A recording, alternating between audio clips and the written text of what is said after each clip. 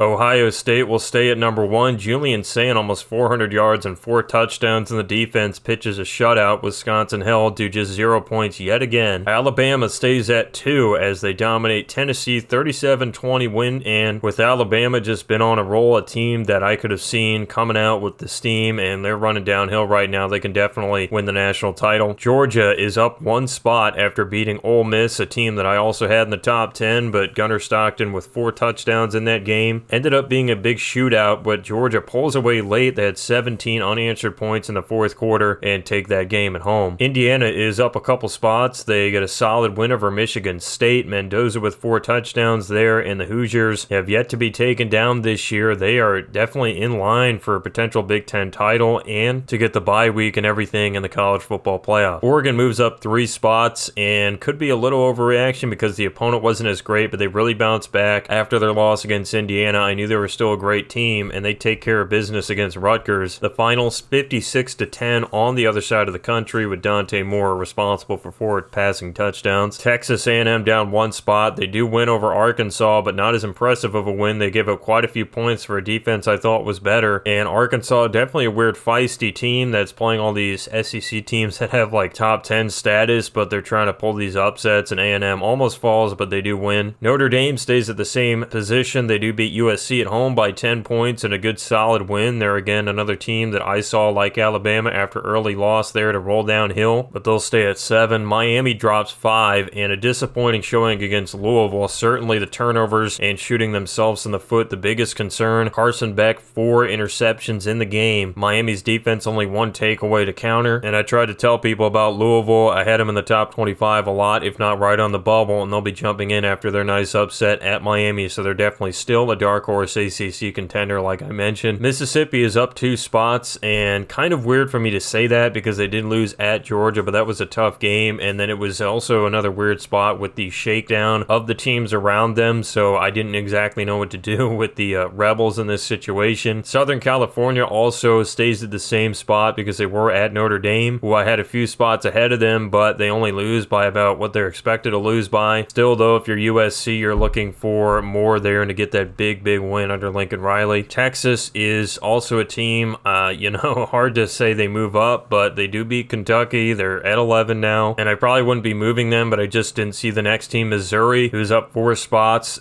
just ahead of them. If it was on a neutral site, I'm sure I'd have to take Texas, but Missouri, a very impressive win over Auburn. In that game, they actually miss a late field goal to basically take the lead and win the game, and so then they are forced to go into overtime, which always feels like a terrible situation if you just miss your opportunity to win, but the Tigers nonetheless get their touchdown in the second overtime and hold Auburn off the board there. So very impressive stuff. Oklahoma up 5 spots to number 13. They dominate South Carolina on the road, and it looks like they're back to form, plus 7 points only allowed given up. I know it's a tough South Carolina offense right now, but you gotta like the Sooners bounce back after their loss against Texas. Also, part of the reason I had to keep Texas in front of Oklahoma because the Longhorns did win when they played the Sooners. Texas Tech down 5. They did not have their starting quarterback, but a lot of people still hype the backup, even though they end up losing. The Red Raiders had a late lead. They give it up after storming back to try and get the late win there at Mountain America Stadium, and another field rush under the Kenny Dillingham era, which has been off to quite the hot start to say the least. Vanderbilt up 8 spots. The Commodores, perhaps one of the better wins of the week. They beat LSU at home, and quite frankly, the Tigers, I have probably dropping out of national title contention at this point, but Vandy, I mean, their only loss to my number 2 team, Alabama, and that one was pretty close for the most part, so I mean, they've looked great, and they'll have another good test coming up in Missouri next week. Brigham Young up 4 spots, and they end up beating Utah, who I had in front of them for pretty much the majority of the season, but hosting that game, they pulled a short upset and end up handing Utah its second loss. LSU down 5 spots, as I just talked about. Their offense has kind of looked stifled this entire season. They do end up putting a little more points up against Vanderbilt, but that wasn't even the craziest place to go and play. As you guys know, it's a smaller stadium there in Nashville, but LSU still missing a component there to be one of the true contenders. Georgia Tech down a spot. They do win at Duke, and actually kind of an upset, if you can call it that, according to the odds makers, but of course we still have Georgia Tech up there for being now 7-0. They have not faltered, and they're 4-0 in the ACC as they continue to make a strong case to get to the playoff. Utah moves down 5. They didn't lose at BYU, and so you've got to ding them a little bit for that, but it was still a close game, and they were in it for the most part, plus they have a number of other strong wins. Michigan up one spot. They dominate Washington at home, and this was a team that the concern was they're a little bit of a one-trick pony because they only kind of run the football really well, but Michigan did a little more through the air this game, 230 yards for Underwood, 2 touchdowns as well, and then the defense, of course, can't say enough about that. They only give up 1 touchdown. Tennessee down 6 spots. They lose at Alabama, and that was definitely a tough game because, as you know, I have the Tide at 2, but the Volunteers still to lose by 17 in that game, not the greatest showing, and you expected to maybe keep it a little closer if they wanted to hang up there, even though they're, of course, going to be the underdog. Louisville, not rated last week, but I had them on the bubble, and they now jump into 22 after a win at Miami, and they got off to a really fast start, and then Miami's defense kind of hit them, but they stayed ahead enough and then made the final play to intercept Carson Beck after already doing it 3 other times to seal the deal, so you got to give the Cardinals a lot of credit. Like Georgia Tech, definitely a contender in the ACC. Iowa down 1 spot. They beat Penn State by a point on a late field goal, and so that ends up giving the Hawkeyes the winner, but honestly not too much else to say other than that. Now Penn State 0-4 in the Big Ten. Who could have seen that coming into the year? Washington down 5 spots, and as I mentioned, they were beaten handily by Michigan, but Cincinnati also jumps into our top 25. Last week, not rated. They were on the bubble, but they're now in, and they didn't have the greatest opponent. It was only Oklahoma State this week, who is having a really tough year there in the Big 12, so can't move the Bearcats up too much from 25, and they'll jump in. Our drop teams are Illinois down from 24, and Nebraska down from 25. The new teams are Louisville up from not rated to 22, and Cincinnati jumping to 25. And on the bubble, Illinois will be one of the first teams out. Pittsburgh, Virginia, Arizona State, Texas Christian, Boise State, and Minnesota are all on the bubble. These are my top 25 teams in college football after week 8. Drop some comments and a like down below if you have any thoughts. Feel free to subscribe if you like content like this. Thanks for watching. Stay tuned for the next one.